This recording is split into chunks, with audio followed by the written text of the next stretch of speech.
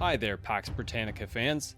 In listening to this captivating podcast, you have by now come across numerous figures that changed the course of history forever, which is great because maybe you have an appetite to learn about others.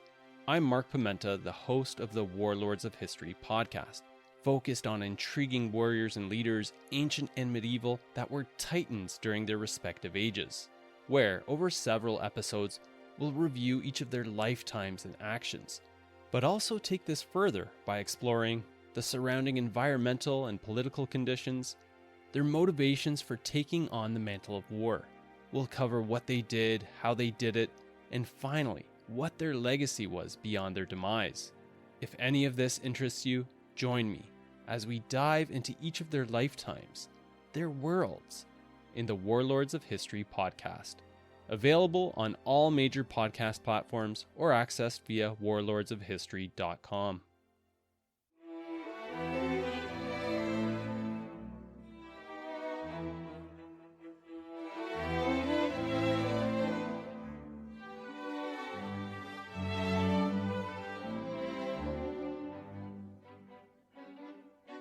Welcome to Pax Britannica.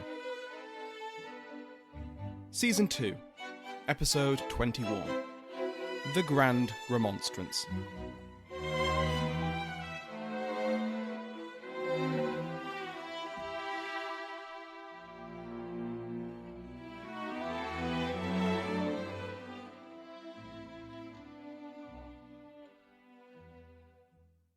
Welcome back to Pax Britannica. I'm your host, Samuel Hume. Last time, we saw how the news of the Irish rebellion sparked a wave of hysteria in both England and Scotland. Atrocities which were already newsworthy were inflated and exaggerated by pamphleteers, eager to lean into the anti-Catholic and anti-Irish sentiment, already rife in both kingdoms. The estimated number of Protestant settlers killed by the Catholic Irish grew with every telling, to the point that it dwarfed the total number of settlers ever present in Ireland, and their deaths were depicted in brutal detail. We also saw how the Scottish Parliament reacted to the rising. An expedition was dispatched to Ulster, led by Major General Robert Monro and Alexander Leslie, Earl of Leven, consisting of 10,000 Covenanter troops by the summer of 1642.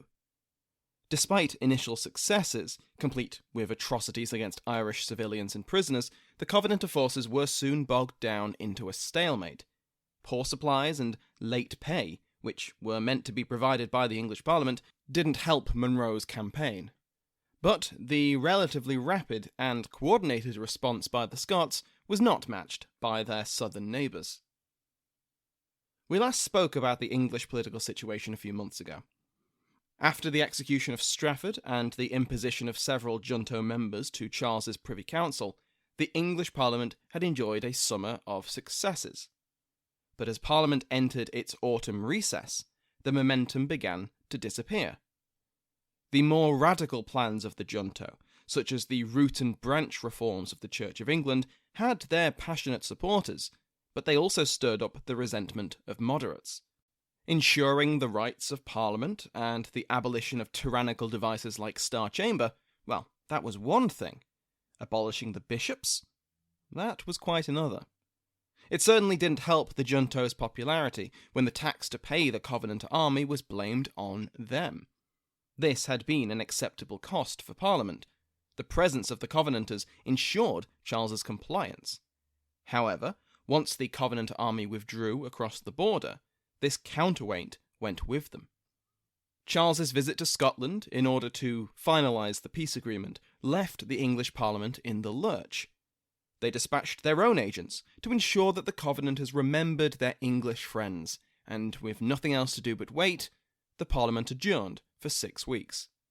It was entirely likely that, with the most pressing matters now resolved and regular parliaments guaranteed, that it would return only to dissolve itself.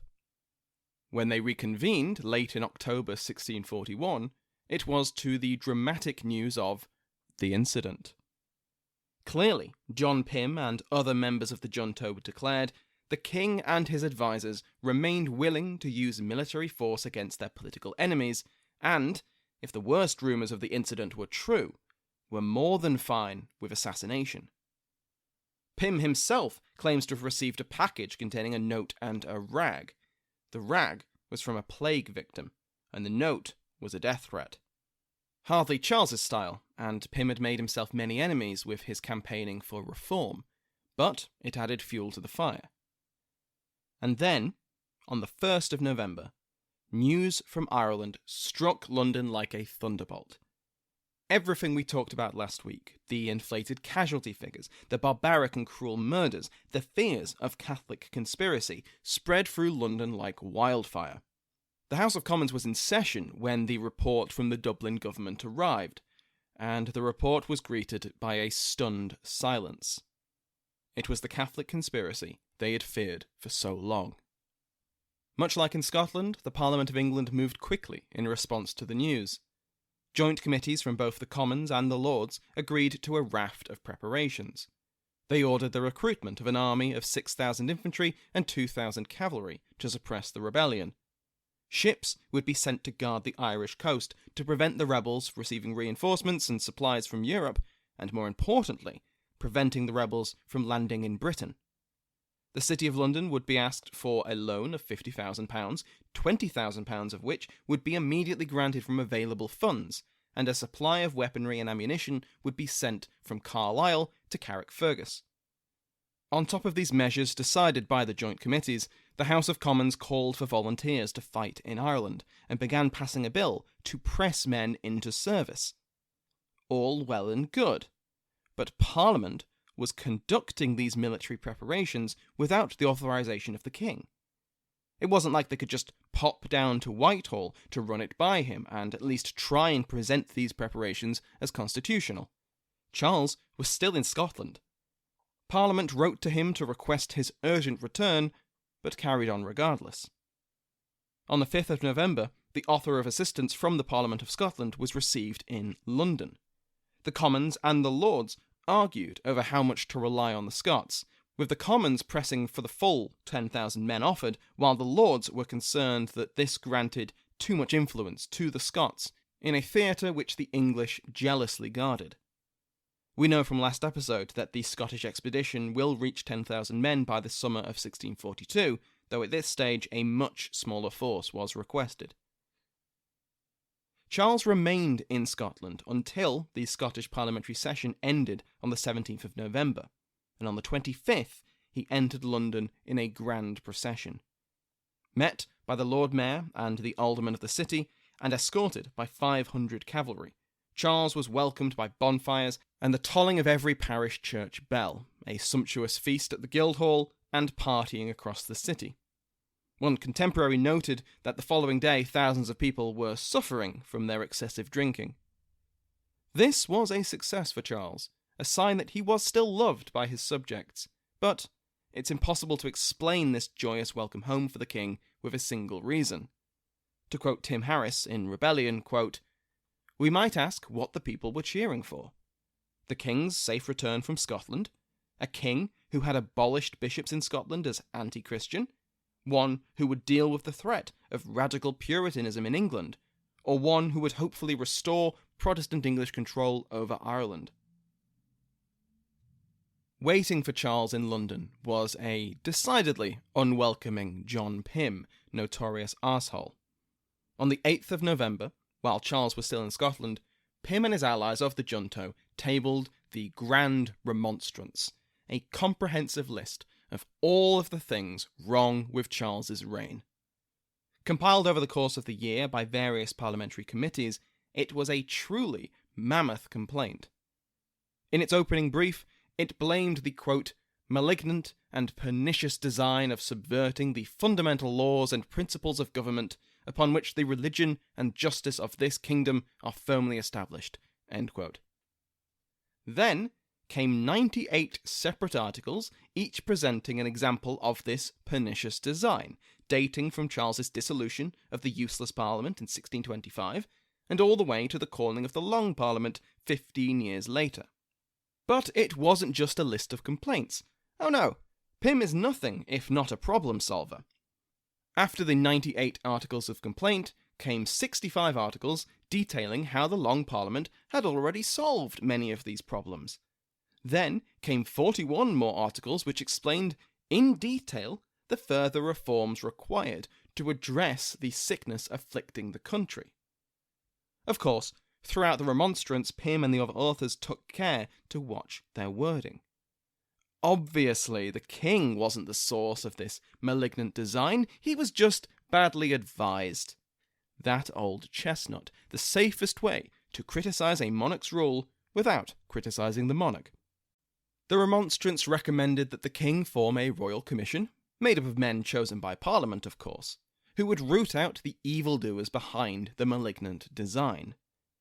To guard against further evil advice, Parliament would have a veto over who Charles picked to be his ministers.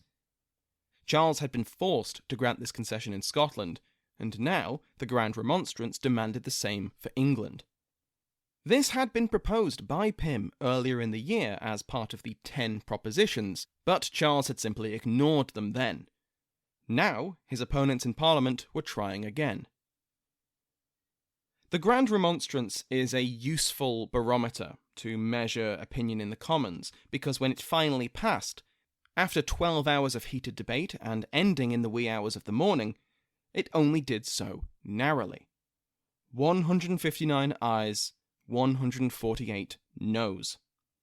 Compared to the relatively united front which Parliament had been only a year previously, this is quite the divide.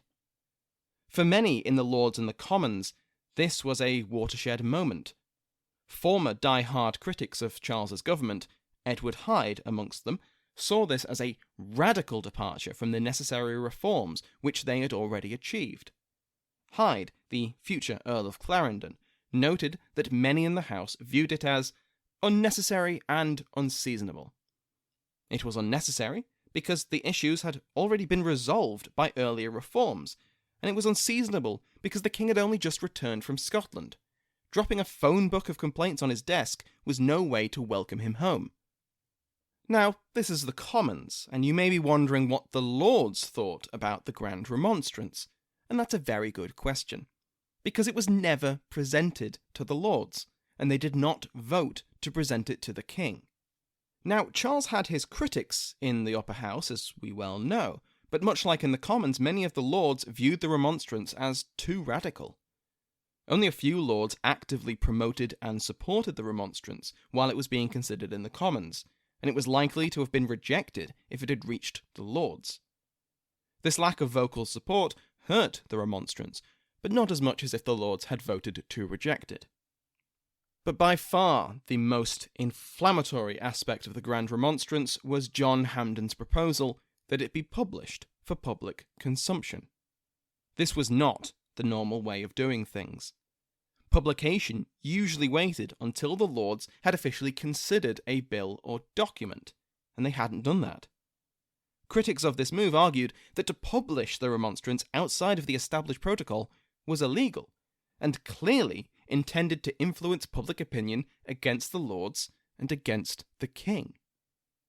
Hyde claimed it would produce mischievous effects. The opponents of publication won the subsequent vote, and the Remonstrance was not published. Yet. But before we follow the course of the Grand Remonstrance, it's worth noting how things appeared to be improving for the king. As we touched on before, Parliament had begun preparations for a military response to the Irish Rebellion, and in doing so, were trying to usurp Charles's traditional role. The king had himself proposed the raising of an army of 10,000 to fight in Ireland, but the junto was unwilling to trust him with such a force. But when the junto attempted to pass a militia bill, formally depriving him of his authority over the army, he maintained enough support in the Lords to have it voted down. Charles also maintained his position as the chief defender of conformism against the radical reforms of the Puritans, and this won him much support. But perhaps the act with the greatest potential to bring this chaotic Parliament to an end was his proclamation that absentee MPs and Lords returned to Parliament by the 12th of January 1642. Many of those now absent were supporters of the king, who had made themselves scarce over the previous year. If they all returned, It was very possible that Charles's supporters could combine with moderates who considered the work of the Parliament to be complete to vote to dissolve it. All the king had to do was make it through December without making any kind of terrible, terrible mistake. On the 1st of December, representatives of the Commons presented their Grand Remonstrance to the king, together with a petition of their own. In the accompanying petition, they again reiterated that their complaints were made in good faith, in the spirit of loyalty to His Majesty, and that their concerns lay with the behaviour and ill counsel of his advisers. This evil advice had meant calamity for the kingdom, war between England and Scotland, the breakdown of Charles's relationship with his subjects, and the rebellion in Ireland. The path forwards, the petition argued, was to grant Parliament a veto over official appointments, to abolish the episcopacy, and to, quote, forbear to alienate any of the forfeited and escheated lands in Ireland. Charles received both the Grand Remonstrance and the petition, but of course he was ever so slightly reluctant to abolish the bishops or to surrender his prerogative to appoint his own ministers. He bade the members farewell and said he would consider their petition. But, well aware of the earlier motion in the Commons to print the Remonstrance, he explicitly forbade the publication of either document until he had made his decision known. But, after 2 weeks, with still no decision from Charles, the Commons went ahead and ordered the publication of both the Grand Remonstrance and the petition on the 15th of December. As expected, they were received very positively by the crowds of London, and now the king would have to respond. Respond he did, on the 23rd, outright rejecting both the Grand Remonstrance and the petition. He refused to abolish the episcopacy, and declared that the question of Irish land would wait until the rebellion was quelled. On the appointment of his ministers, he was direct. The sole authority to appoint or dismiss advisers was, quote, the undoubted right of the Crown of England. He also criticised the unparliamentariness of the Grand Remonstrance and the Commons for publishing it. Through December, London was increasingly restless. After the hearty welcome that Charles had received came a petition, said to have been signed by 20,000 people, which impressed on the king that their happiness at his return did not equal dissatisfaction with Parliament. It also called for further reform of the Church, the removal of the bishops and suspected Catholics from Parliament, and their fears of widespread conspiracies within England and Ireland. There are hints in the petitioner's address that they had trouble collecting signatures, with ill-affected persons interrupting the process. There had already been riots and brawls over these questions, to the point that Charles dispatched 200 halberdiers to guard the Commons and avert any chaotic public assemblies as the petition was presented. The king also issued a proclamation essentially condemning anyone who sought to disturb the peace or alter the existing institutions of the Church of England. The proclamation was well received by many people. Harris references a celebration in Dover when it was read out, for example. But once again, Charles's use of military force was suspect. The Commons considered the halberdiers not as a protection from the mob, but as a guard against the MPs themselves. A vote was passed which stated that to set soldiers around Parliament without Parliament's consent was a violation of privilege. Once the petition was received by the Commons, they ordered an inquiry to establish who had sent the soldiers. 2 days before Charles issued his response to the Grand Remonstrance, elections were held for the Common Council of the City of London, and the results displayed the depth of sympathy within the city to his parliamentary critics. Radical Puritans made up a significant number of the new councillors, and others were known to back MPs critical of the king. The day after this election, the day before Charles gave his response on the Remonstrance, he caused yet another public relations nightmare, and once again this related to the military. he dismissed the Lieutenant of the Tower, Sir William Balfour, and replaced him with Colonel Thomas Lunsford. Balfour had been the castellan who had defied the First Army plot, which, if you recall, had intended to capture the Tower of London and to release Strafford. Lunsford was a former outlaw, attempted murderer, and veteran of the Royal Army which fought at Newburn. From Charles's perspective, he saw a city that was veering towards sedition, and he was trying to restore control. The Tower was central to any royal response, and it needed to be in the hands of someone he could rely on. Balfour was not that man, whereas Lunsford was. The response to this act was fairly predictable. Merchants from the city began withdrawing their valuables from the Tower's mint. There was a general fear that the Tower artillery would fire on London, and the Common Council, freshly elected, petitioned the Commons for Lunsford's removal. The Commons shared these concerns. Pym saw the replacement of Balfour as the first step of a coup, and he knew that in such a coup he would be among the first to be targeted. The lower house immediately voted that Lunsford was unfit for the position, while on the streets libels spread out from secret presses. Lunsford was a cannibal, they said. Lunsford ate children. Rumours followed that, after Christmas, the city apprentices would rise up and remove Lunsford from the Tower by force. In the end, Lunsford got to enjoy Christmas Day as Lieutenant of the Tower, and he was dismissed on Boxing Day. Problem solved, surely? Well, not quite, because the news of Lunsford's dismissal hadn't spread widely enough to prevent a large and armed crowd gathering at Parliament the next morning. The mob demanded news on their previous petitions. They were duly told that Lunsford had been dismissed, but the crowd didn't disperse. What about the bishops, they asked, though not that calmly. Chants of "No bishops, no popish lords" followed both MPs and attending lords as they sought to enter Parliament. The violence only continued when it became known that Lunsford was there. He'd been summoned by the lords along with 40 other officers. When John Williams, the Archbishop of York and longtime rival of William Laud, made an unwise appearance, protesters screamed, "No bishops!" at the second highest ranking bishop in England.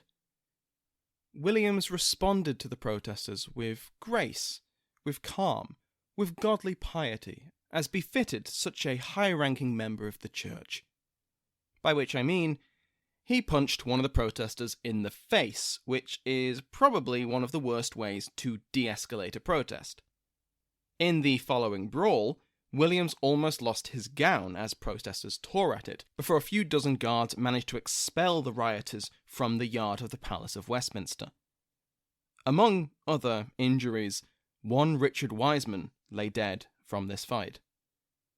That evening, the Lords urged the Commons to join them in condemning the violence, but Pym convinced his colleagues to do nothing, quote, "in any way to dishearten people to obtain their just desires in such a way," end quote. In response to this, a motion was put to the Lords that because of intimidation by the mob, Parliament was no longer freely assembled and should be prorogued. This motion was defeated. The next day, Westminster Abbey was targeted by the iconoclastic mob, who sought to rip out the organ and the altar. Archbishop Williams, who I have to imagine was just done with these protesters after his earlier experience, drove them off alongside his servants. The organ and the altar were saved, though at the cost of several more injuries and at least one more death. That day, only 2 bishops attended the Lords. The next day, even those 2 brave souls stayed away. On the 30th of December, Charles sent the Lords a petition from Archbishop Williams, puncher of men. Williams, writing on behalf of a number of other bishops, protested that because they had been unable to attend Parliament due to mob violence, the last 3 days of business should rightfully be considered null and void. This would mean that the earlier motion that Parliament should be prorogued would have to be taken again. This was, to put it lightly, a mistake. The Lords viewed this as another breach of privilege, one which cast aspersions on their previous decisions and conferred with the Commons. Pym, again seeing a coup in the offing, urged the Commons to call for the charging of the bishops with treason, and the Lords followed suit. 10 of the 12 bishops in whose name the petition had been sent were arrested and taken to the Tower. One contemporary, the naval captain Robert Slingsby, made the ominous prophecy that if Charles did not, quote, comply with the Commons in all things they desire, a sudden civil war must ensue, which every day we see approaches nearer, end quote. The French ambassador noted that if these events had taken place anywhere else, quote, the city would be in fire and blood in 24 hours. Thank you to my new members of the House of Lords, John Watson, Earl of Hillary, David, Baron Lane, Pavel, Baron Lebova, and Ben, Baron Arthur. You can join their ranks by going to patreon.com/Pax Britannica. Every patron gets an ad-free feed and, when possible, early access to the episodes. You also have the warm, fuzzy feeling of knowing you're keeping a roof over my head. Otherwise, I'd have to podcast in a field or something. Thank you to Mark from Warlords of History for introducing today's episode. Remember to go and give his show a listen everywhere you find good podcasts. Thank you to everyone who has recommended Pax Britannica to a friend, or a loved one, or a colleague, or just random strangers you meet on the street. That's very, very useful. It's the most important way to help a podcast grow, and I'm very, very grateful for it. And thank you to everyone who's left reviews on iTunes, Samuel, Jack, the Fat General. You know who you are. Thank you so much for your lovely words. Finally, thank you to the rest of my House of Lords, to Sounds Like an Earful for providing the music used as the interval music in today's episode, and as always, to you for listening.